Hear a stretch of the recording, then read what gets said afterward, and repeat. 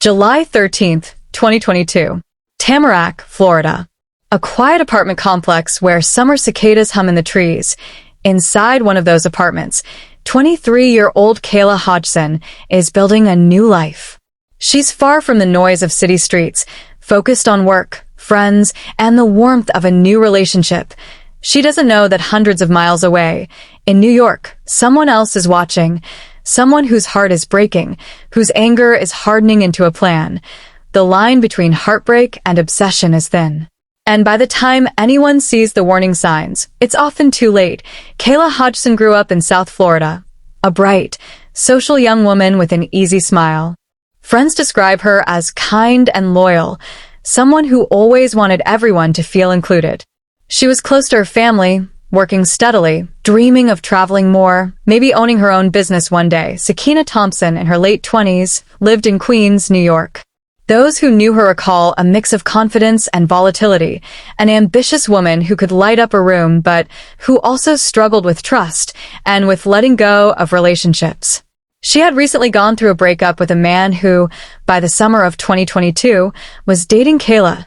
Sakiyna. That relationship felt like betrayal. Kayla. It was simply a new chapter. But when social media connects everyone to everyone else, it also keeps old wounds open. A post, a comment, a photo. Each can feel like a message sent straight to the heart of an ex who can't move on.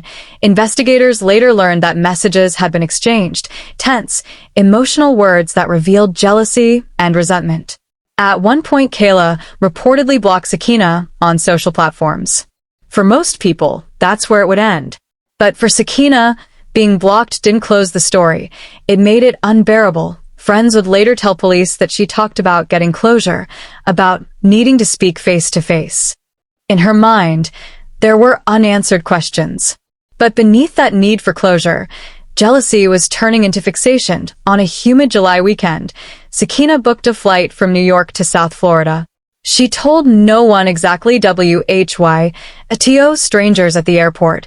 She was just another traveler carrying a small bag and a heavy heart. But detectives would later piece together that this was not a spontaneous vacation. Prosecutors would say it was premeditated, a journey planned not to reconcile but to confront. On the morning of July 13th, neighbors heard little out of the ordinary. Kayla's car was in the lot. Music drifted faintly from her window. By that afternoon, she was gone. The investigation that followed drew national attention, not for its brutality, which reporters wisely avoided describing, but for its motivation, jealousy that crossed state lines. When deputies from the Broward Sheriff's Office entered the apartment, they discovered evidence of a violent encounter. They found Kayla lifeless, the scene showing clear signs of struggle. Within hours, her death was ruled a homicide. Detectives began piecing together Kayla's final hours. Security cameras from nearby buildings captured a visitor arriving, later identified as Sakiyna Thompson. Cell tower data and airline records confirmed she had flown from New York just a day earlier. Witness statements, text records, and travel timelines painted a story of confrontation. Two women meeting face to face, emotions running higher than either imagined. Investigators moved quickly. Within 12 days, a warrant was issued for Sakiyna Thompson's arrest. On August 3rd, she was located in Springfield Gardens, Queens. New York police took her into custody without incident. The images of her arrest spread through news feeds, handcuffs, flashing lights, a stunned young woman accused of a crime that few could comprehend. Sakiyna was extradited to Broward County, Florida, to face a charge of first-degree murder. During the booking process, detectives noted small injuries and an account from Sakiyna claiming she had acted in self-defense. She insisted she had been attacked first and had blacked out. It would become the foundation of her defense. Court documents show that during the long wait for trial, both families lived through nearly 3 years of uncertainty. For Kayla's loved ones, each hearing was a reminder of the life cut short. For Sakiyna's, it was a painful confrontation with the possibility of losing their daughter to a life sentence. When the trial finally began in 2025, prosecutors laid out a meticulous timeline: the jealousy, the travel, the confrontation, and the aftermath. They argued that the trip itself proved premeditation. The defense countered that Sakiyna was emotional, impulsive, and pregnant at the time, that she feared for her safety and for her unborn child. She claimed she only defended herself when an argument turned physical. Witnesses described what they had seen or heard. Forensic experts explained what evidence revealed, and both legal teams tried to build a story that jurors could believe. By the second week of testimony, the case was appearing on national newscasts. Commentators debated motive and mental state. Viewers across the country saw two women, both young, both once in love, linked forever by one irreversible act. Reporters outside the courthouse noted the tension in the gallery. Friends of Kayla wore t-shirts with her photo. Supporters of Sakiyna held quiet vigils, insisting she was not the monster portrayed in headlines. The judge repeatedly reminded the public the verdict would depend not on emotion, but on evidence. On October 15, 2025, after hours of deliberation, the jury returned. The courtroom fell silent as the clerk read the decision.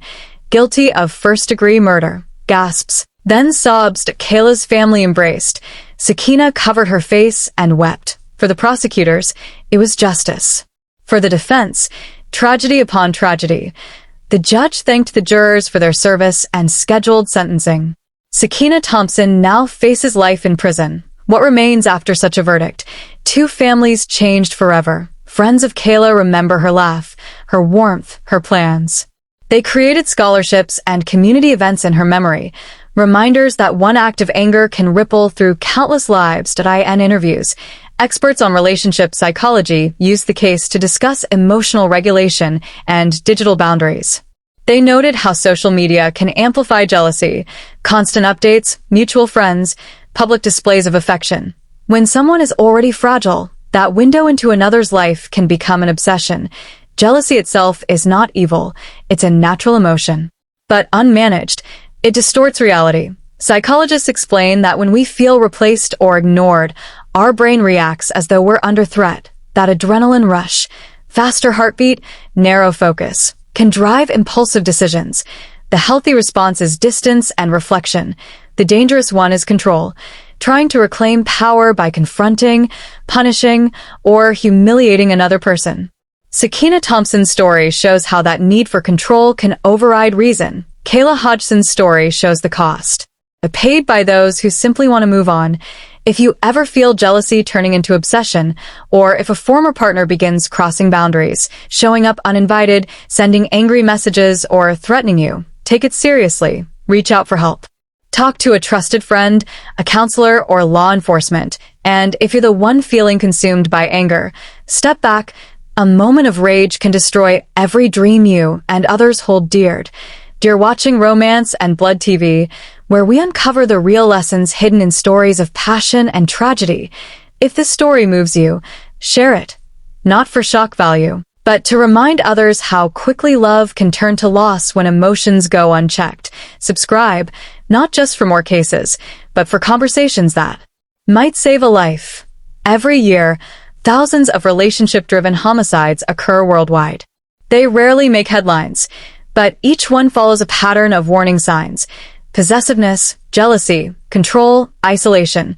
Experts call these red flags, signals that a relationship has shifted from love to domination. Community programs in both Florida and New York have since used this case in workshops about emotional intelligence and conflict management. Teachers, youth leaders, and parents discuss it not as gossip, but as prevention. Kayla's mother later said in an interview, "I don't want my daughter remembered for how she died, but for how she lived, with kindness." If telling her story saves one person, then she still helps the world. Sakiyna's relatives express sorrow for both families, acknowledging the pain caused and urging young people to seek help when emotions feel overwhelming.